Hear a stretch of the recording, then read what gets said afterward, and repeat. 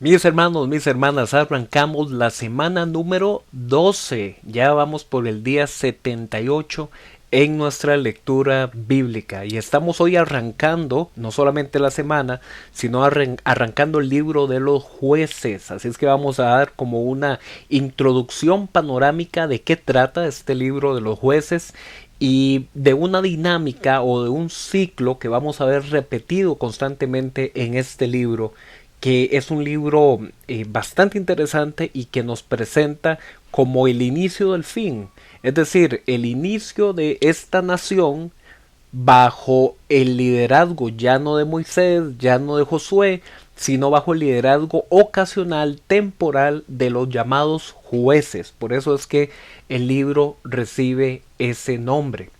Y hablemos un poco de la generalidad de este libro. En el libro de Josué se nos narró un relato de unos 20-25 años que se conoce como el relato de la conquista. En ese libro de Josué, en esos 20-25 años, se fue viendo cómo el pueblo pasó el río Jordán, cómo conquistó Jericó, cómo llegó a establecerse a lo largo del territorio de la tierra prometida, es decir, el territorio de Canaán. Pero el libro de Josué termina haciéndonos una aclaración. El pueblo de Israel, distribuido en todas sus tribus, había logrado ocupar la distribución geográfica, pero no había logrado conquistar plenamente ese territorio, porque aún habían prevalecido algunas zonas con pueblos cananeos. Eso quedó entonces remarcado casi al cierre del libro de Josué. Se mencionó que Josué murió a los 110 años y que ahora ese pueblo quedaba ya sin un líder general, sino que cada una de estas tribus comenzó a ocuparse del territorio que se le había asignado. ¿Qué tenemos ahora en el libro de los jueces? Ya no un periodo corto de un par de décadas, sino que en este libro vamos a ver muchos años de la historia del desarrollo de los primeros 200 años de el pueblo de Israel ya como una nación confederada, es decir, como un grupo de tribus que responden a un solo liderazgo. Y estos 200 años van aproximadamente desde el año 1225 antes de Cristo hasta el año 1030 antes de Cristo. Todo esto son aproximaciones. ¿Cómo se llega a establecer esas aproximaciones? Bueno, se recibe ayuda de la arqueología. La arqueología ha servido para poder confirmar varias de estas épocas donde, por ejemplo, se ha logrado constituir que en el siglo XIII antes de Cristo, es decir, más o menos donde podríamos ubicar el inicio de las narraciones de los jueces, se puede determinar que ese es el trasfondo histórico de este libro, porque se encontró una estela se refiere a una piedra que es grabada con signos que para ellos eran su lenguaje escrito. Y esta estela, llamada la estela de Merentá, procede de aproximadamente el año 1200 antes de Cristo, y es muy importante esta estela de Merentá porque es el el extracto extrabíblico, es decir, fuera de la Biblia, más antiguo donde se menciona a Israel como un pueblo establecido en la zona de Canaán. Entonces es sumamente a nivel arqueológico importante esta estela de Merentá, porque nos ayuda a entender que antes del año 1200 ya Israel se reconocía como un pueblo establecido en esa zona. Entonces más o menos esto nos ayuda a confirmar que en ese siglo XIII, por ahí del año 1200-1225, es donde podemos ubicarnos en el inicio del libro de los jueces. Ahora pasemos a considerar esta palabra, ¿no? Jueces. Nosotros en la antigüedad, perdón, en la actualidad, escuchamos la palabra juez y pensamos en una corte, ¿verdad? Los jueces están en una corte, los jueces son los que tienen que ver aspectos legales, aspectos jurídicos, los que tienen que encargarse de todo ese campo. Pero en la antigüedad y sobre todo en este contexto hebreo, viene de la palabra sofetim, que tiene una connotación de una persona con autoridad para ejercer la justicia. De ahí el término que se traduce al español como un juez. En Biblias como la Nueva Versión Internacional usted va a ver que lo pueden indicar como un líder, una persona con autoridad para ejercer justicia, un sofetim. Entonces, los jueces eran, bajo ese contexto antiguo, vistos como héroes nacionales, como líderes políticos y como líderes militares, pero con una connotación de que su poder, la fuente de su poder, provenía de Dios. Entonces no solamente era un héroe militar, un héroe político, un héroe que defendía a la nación, sino que era un héroe que representaba la presencia de Dios en medio del pueblo. En este libro vamos a estar viendo el nombre y la acción de 12 jueces, y la mayoría de esos jueces se indica que fueron establecidos y llamados por Dios. Y esto es importante porque no fue que estos jueces se autoproclamaron como los grandes líderes de Israel, o que la gente se reunió en tribus y establecieron elecciones y que por medio del voto escogieron a los jueces. No, no, no fue así. Sino que vamos a ver que los jueces eran establecidos y respaldados por Dios. Bueno, cuando hablamos de este libro volvemos al tema de, bueno, ¿y quién lo escribió? ¿Y quién es el autor de este libro? Y como lo hemos dicho en reiteradas ocasiones en los libros que ya hemos leído del Antiguo Testamento, en la antigüedad no es tan sencillo poder establecer quién es el autor. No habían registros de propiedad intelectual como lo hay en la actualidad, sino que más bien lo que había era como un autor teológico, es decir, la figura de mayor autoridad en la historia que se está relatando se le solía atribuir como el autor del libro. Pero bueno, aquí no es Moisés, aquí no es Josué. Entonces, ¿quién es el autor del libro? Pues alguno dirá los jueces, que son los líderes que se establecen acá. Sin embargo, lo cierto del caso es que es de una autoría anónima. No podemos decir a ciencia cierta quién es el que terminó recogiendo esta historia de los jueces y escribiéndola. Lo que sí podemos decir es que estas fueron historias, como lo hemos repetido anteriormente, que pasaron oralmente de generación en generación hasta que fueron puestas por escrito. Algunos consideran que fue puesta por escrito en la época del rey Salomón, es decir, por ahí del año 1000. Otros consideran que es una redacción muy posterior, que fue una redacción que se terminó de hacer en la época del exilio babilónico. Pero bueno, hay otros, como por ejemplo la tradición judía, que considera que este libro también fue escrito por Samuel. Así es que, según la tradición judía, Samuel no solamente escribiría lo que nosotros conocemos como primera y segunda Samuel, sino que también este libro de jueces como un preámbulo a los libros de Samuel. Repito, eso es tradición judía, no hay forma material de poder comprobarlo a ciencia cierta, pero a nosotros lo que nos interesa es que reconocemos que es palabra que ha sido inspirada por Dios y que es útil para nosotros para aprender el carácter de Dios, la naturaleza de Dios y sobre todo cómo Él se relaciona con su pueblo en una relación de pacto. ¿Ok? Esto es muy importante. Por eso es que muchos consideran que este libro de jueces responde al desarrollo de la teología deuteronomista, la historia deuteronomista. Es decir, así como en el Deuteronomio se vieron que si había fidelidad al pacto el pueblo iba a ser bendecido, y si había rebeldía al pacto el pueblo iba a ser causal de desgracias y de guerras. Entonces en este libro vamos a verlo de forma ejemplificada. Cuando consideramos la estructura del libro, este libro pues podemos decir que tiene tres grandes secciones. Los primeros dos capítulos es el prólogo de la historia, es decir, el inicio que establece como el marco general. Luego de los capítulos 3 al 16 vamos a ver el ciclo de acción de estos 12 jueces.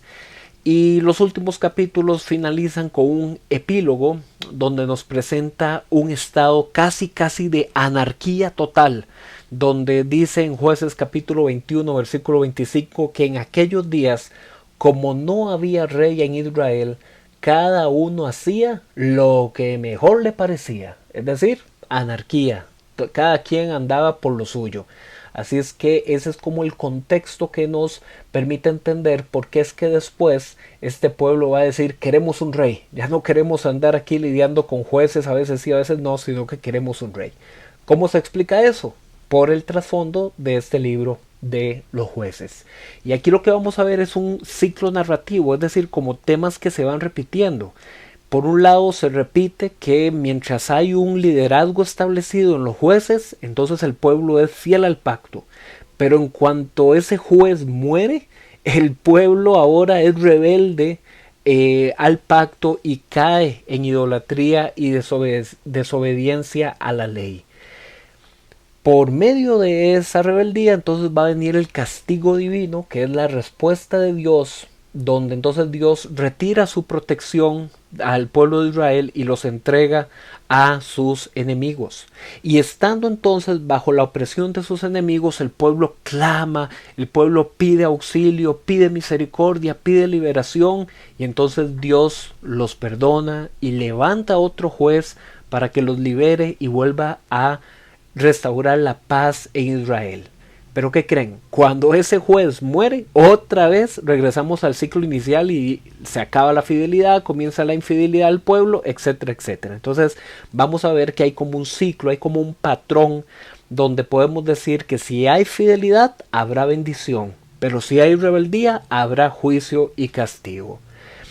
El libro, perdón, también presenta algo muy interesante, que los jueces no eran ejemplos de modelo de vida, de rectitud y justicia, no.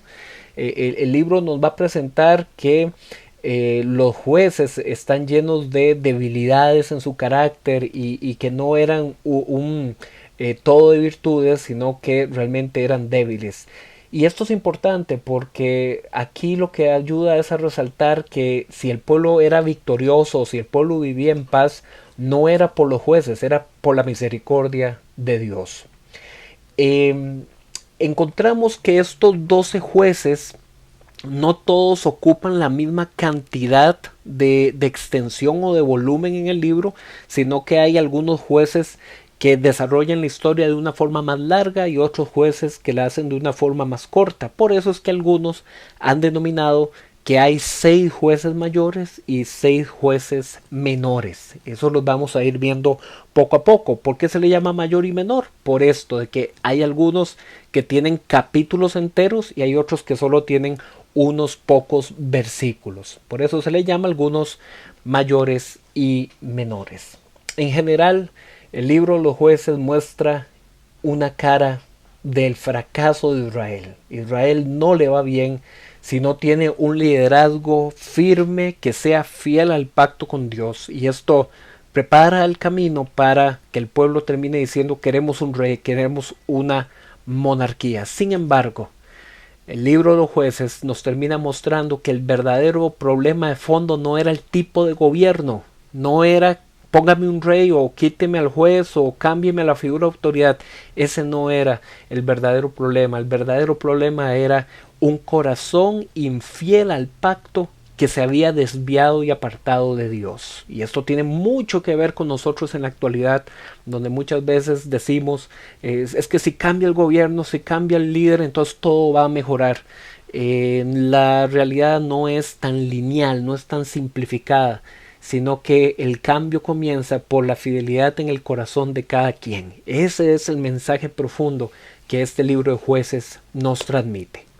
Bueno, y hablando de forma resumida de estos primeros 2 capítulos, El libro de Jueces en su capítulo 1 comienza una narración después de la muerte de Josué, es decir, el pueblo ya no tenía un líder con autoridad general. Y entonces ellos comienzan a preguntarle a Dios, bueno, Señor, ¿qué hacemos? ¿Vamos a batalla o no vamos a batalla? Y la respuesta por parte de Dios, aunque no se indica exactamente cuál fue el medio de consulta, ni tampoco el medio de respuesta, lo que sí nos dice este primer capítulo es que Dios dijo, el primero que va a ir a batalla es Judá. Y Judá fue a batalla, le pidió ayuda también a la tribu de Simeón, y los varones de guerra de Judá lograron prevalecer contra los enemigos en la zona montañosa de Judá, la zona montañosa cerca de Jerusalén, pero no lograron imponerse ni derrotar a los cananeos que habitaban en la zona de las llanuras, porque dice que ellos tenían carros de hierro. Eso no significa que todo el carro de guerra era de hierro, sino que algunas partes, como los ejes de las ruedas, posiblemente eran de hierro. Y esto es importante porque también es una clave que nos ayuda a entender que aquí estamos más o menos en el siglo XII antes de Cristo, que fue la época del hierro, donde justamente en esa edad del hierro se comenzaron a utilizar estos materiales como herramientas y como armas. Se menciona así muy de pasada cómo Otoniel llegó a tomar por esposa a la hija de Caleb. Esto ya lo habíamos leído en el libro de Josué, pero aquí se vuelve a afirmar y van a ver en el capítulo 3 por qué es importante este pasaje. Se informa que los de la tribu de Benjamín no pudieron expulsar a los jebuseos, tampoco los de la tribu de Manasés ni los de la tribu de Efraín pudieron derrotar a los cananeos en la zona central y en la zona norte, tampoco pudieron derrotar a los cananeos la tribu de Zabulón, la tribu de Aser, la tribu de Neftalí ni la tribu de Dan. Resumen, los israelitas comenzaron a coexistir y se mantuvieron coexistiendo con los cananeos. Y este es el primer y fundamental error de los israelitas, que en lugar de expulsar por completo a los cananeos, tal y como Moisés se los había advertido repetidamente y también Josué, ellos comenzaron a coexistir, ellos consintieron vivir en alianza con los cananeos. Y esto sucedió en diferentes zonas. En la zona de la montaña habían cananeos, en la zona costera habían cananeos, después también llegaron los filisteos, y en la zona central y en la zona norte también. Entonces llegaron a establecer alianzas tributarias, alianzas de trabajo, y a pagar impuestos para coexistir entre ellos. Y este también va a ser un tema que vamos a ver en futuros capítulos, porque varias de estas ciudades y territorios que conservaron los cananeos eran zonas comerciales donde se hacían negocios con Egipto y con Mesopotamia. ¿Qué significa esto? Que en medio de ese pueblo jovencito que acaba de llegar de los israelitas, ellos iban a ver que a los cananeos les iba muy bien, que los cananeos tenían una mejor economía, una mejor cultura, tenían una religión desarrollada, con templos desarrollados y cultos desarrollados, y todo eso comenzó a ser sumamente atractivo para los israelitas. En Jueces capítulo 2 se dice que el ángel del Señor, o como dice en otra traducción, el ángel de Jehová, llegó con un mensaje de parte de Dios para los israelitas. Y esto del ángel del Señor o el ángel de Jehová representaba la presencia de Dios en medio de ellos para dar un mensaje. Y el mensaje era que el pueblo, por cuanto había consentido hacer alianza con los cananeos, había quebrantado el pacto con Dios, y en lugar de expulsarlos y comenzar a vivir con ellos, ahora ellos no iban a ser expulsados, sino que los cananeos se iban a convertir en una trampa para los israelitas, y que los ídolos cananeos iban a ser un tropiezo para Israel. Al oír esto, el pueblo lloró como signo de sufrimiento. Por eso llamaron a ese lugar Boquín, que significa los que lloran. Pero esta nueva generación de israelitas, a pesar de que lloraron, de que les dolió, ellos hicieron lo malo ante los ojos de Dios. Y esa es una expresión, una frase que la vamos a ver muchas veces repetida en los libros de los reyes, que hicieron lo malo ante los ojos de Dios. Eso significa en el Antiguo Testamento tener una relación de culto y adoración a los dioses cananeos. A los dioses cananeos se les conocía como los Baales. Eso viene de la palabra Baal, que significa Señor. No se refiere a Señor como traducción del nombre de Yahvé, sino Señor como un título divino para referirse a múltiples dioses de las zonas cananeas que estaban cercanas. Así es que los Baales se iban a convertir en el atractivo para la adoración de los israelitas. Ellos en esta nueva generación se alejaron del Dios de sus padres para ir en pos de dioses no conocidos. Aquí la palabra conocido se refiere a una relación profunda. Ellos abandonaron al Dios que se les había manifestado, que les había dado su pacto y su palabra, para irse detrás de estos falsos dioses, de estos ídolos. Aquí se menciona en este capítulo que los israelitas comenzaron a adorar las imágenes de Baal y de Astarte, o en algunas traducciones dice Astarot. Estos dos, Baal y Astarte, eran las principales deidades cananeas y a ellos se les adoraba como los que controlaban la fertilidad y la guerra. Es decir, dos elementos importantísimos para esos pueblos: la fertilidad tanto del suelo como también de la fertilidad en los animales y en las personas. Entonces, poder tener hijos y que los ganados fueran fructíferos y pudieran tener sus crías, ellos pensaban que se lo tenían que agradecer a Baal. Y por otro lado, Astarte era una diosa que era la esposa de Baal, y a ella le dedicaban las victorias de las guerras. Entonces estos dos, Baal y Astarte, se convirtieron también en unas de las principales deidades adoradas por los israelitas. Y por esta infidelidad de los israelitas ante Dios, Dios retiró su protección y los entregó en manos de sus enemigos. Pero también Dios, en su misericordia, era movido a levantar o establecer jueces o líderes, dependiendo de la traducción, que liberaban al pueblo de esos enemigos. Y mientras el juez vivía, el pueblo respondía. Pero al morir el juez, el pueblo regresaba a la apostasía de adorar a los dioses ajenos, a los dioses no conocidos. Como pueden ver, este libro, Los Jueces, es sumamente interesante y nos va a ser un punto de partida sumamente importante para seguir comprendiendo el resto de la historia en el Antiguo Testamento. Así es que nos vemos mañana, que seguimos avanzando en este libro de los jueces.